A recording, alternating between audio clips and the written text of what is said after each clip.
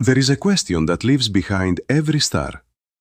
Not a question of how the light travels, how the fusion burns, how the galaxies turn. That question has answers, beautiful answers. The question behind the stars is older. It is the question of who. Who speaks? Who holds? Who gives?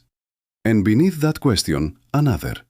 Is the Christ we name on this small, blue, wounded world, is he only ours? Or is he the Logos through whom all worlds exist? This is not a new question. The Gospel of John opens with it. In the beginning was the Word, and the Word was with God, and the Word was God. All things came to be through him, not some things, not earth things, all things. And yet, the Word became flesh. Not idea, not energy, not field. Flesh.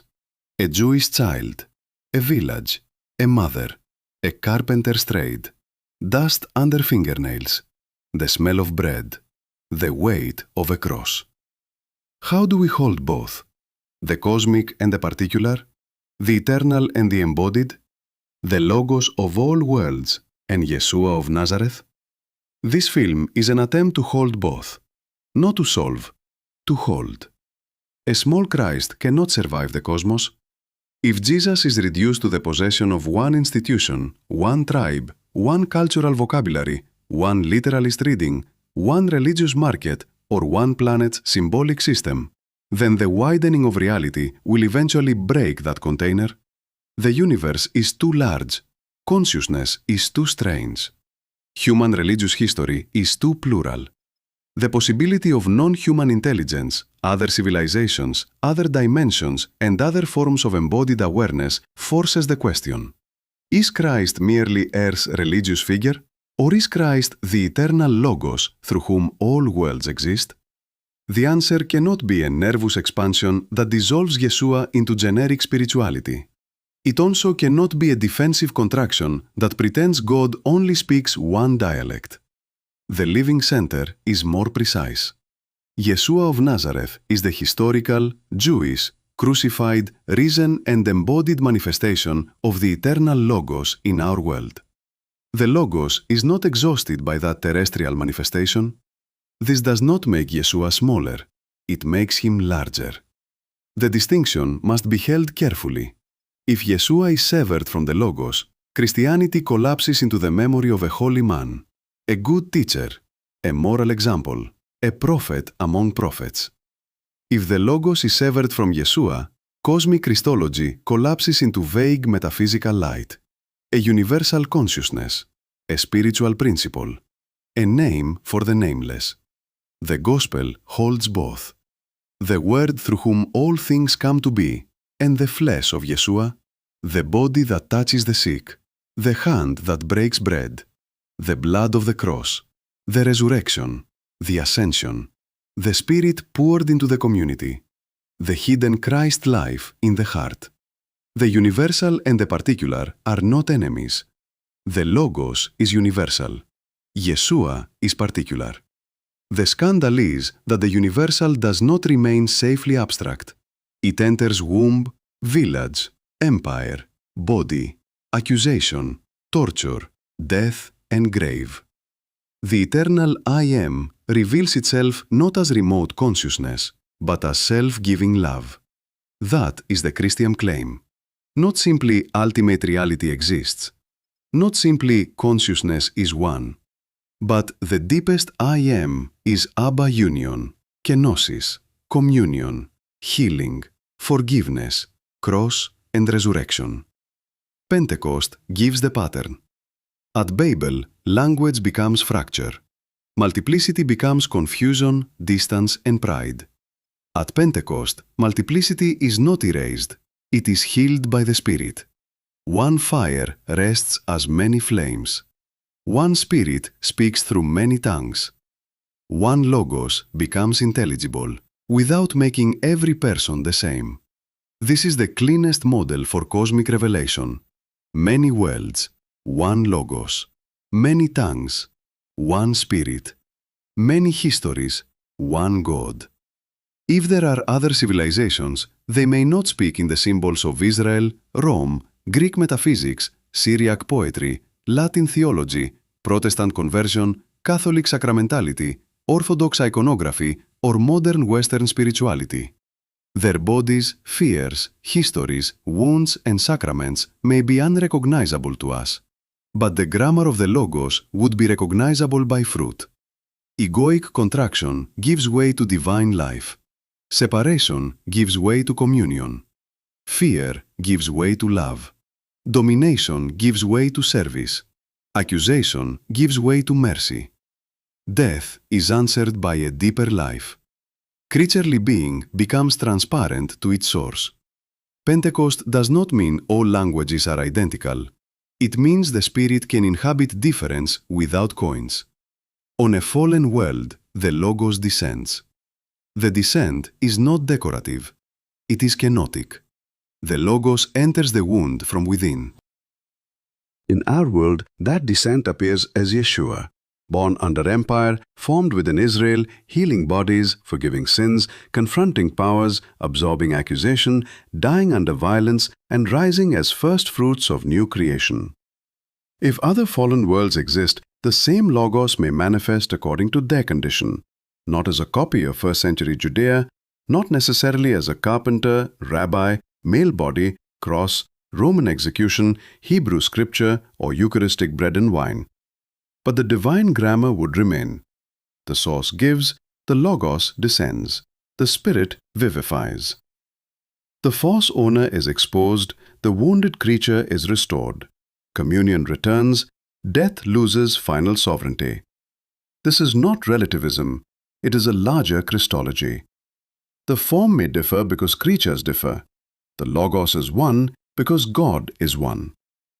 A further question opens. Are there worlds where no fall has occurred? If so, incarnation as rescue may not be needed there.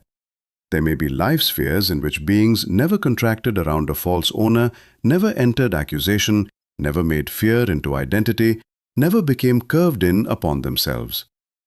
Such beings would not need redemption in the same sense fallen beings do, but they would still live through the Logos. They would be Christic creatures, transparent sons and daughters living in direct openness to the Father through the Logos in the Spirit. In fallen worlds, the Logos appears redemptively. In unfallen worlds, the Logos may appear as natural light, wisdom, sonship, communion, beauty, and unbroken praise. This also enlarges election. Israel is not reduced. Israel becomes the earthly covenantal vessel through which universal revelation entered our history. Other worlds, if they exist, may have their own covenantal vessels, their own holy geographies, their own forms of heavenly-earthly meeting. Earthly Jerusalem remains particular. Heavenly Jerusalem becomes cosmic. The pure I Am is prior to biography, nationality, religion, and species. Every conscious being that can say I Am stands at the edge of the same mystery, existence shining as first-person immediacy. But the ego contracts around that immediacy. The contraction says, I am separate, I must defend myself, I must become complete, I must possess, I must be superior, I must survive at any cost. This is the fall as lived phenomenology. It may be human, it may be cosmic. Wherever the pure I Am contracts into false ownership, there is exile. Christ reveals the I Am without contraction. This is why I Am cannot be treated as a spiritual trophy. The ego can say I am God and become more deluded. The Christic I Am is different. It is filial, surrendered, self-giving, obedient, free from accusation, alive in the Father. The criterion is not metaphysical intensity. The criterion is love. Cosmic Christology must avoid two errors. The first error is provincial exclusivism. God only speaks my religious dialect, my planet's symbols, my institution's formulas, my preferred canon, my tribe's fear. The second error is bland universalism. All religions say the same thing, every path is equal, every light is Christ, every mystical state is the same, and history does not matter. Both are too easy. The Yeshua line is stricter. All religions are not the same. The cross is not interchangeable with non-dual silence. The resurrection is not simply another name for enlightenment. Ramana is not Yeshua in Indian clothing. And yet, God is not trapped in Christian vocabulary. The Logos can be near wherever egoic contraction is dissolved by grace into humility, love, remembrance, truth, service, and communion. Other traditions may carry real Logos structure without carrying the full historical scandal of Golgotha. The task is not to flatten differences. The task is discernment. Without the Father, cosmic Christology can become cold.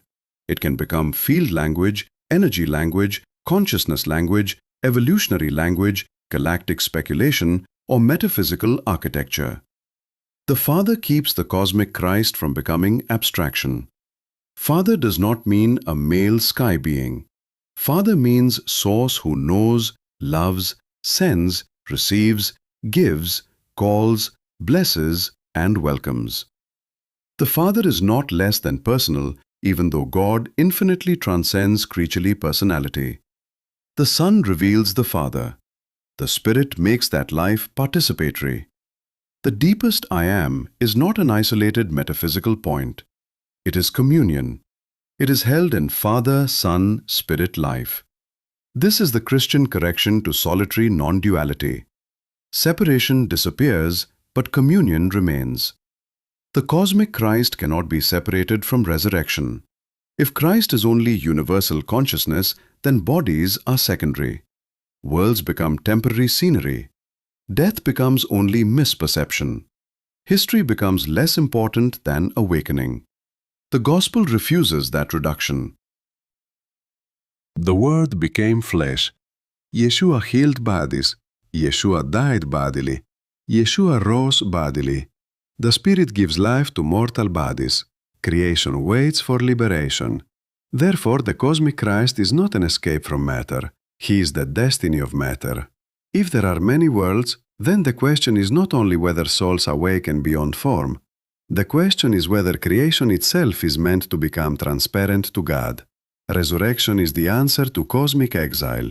Not another cycle, not mere survival, not disembodied light. Resurrection is the transfiguration of embodiment and the defeat of death as governing principle.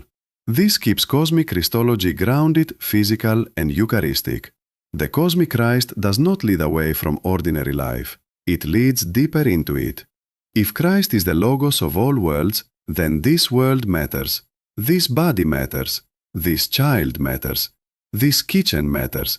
This text form matters. This grief matters.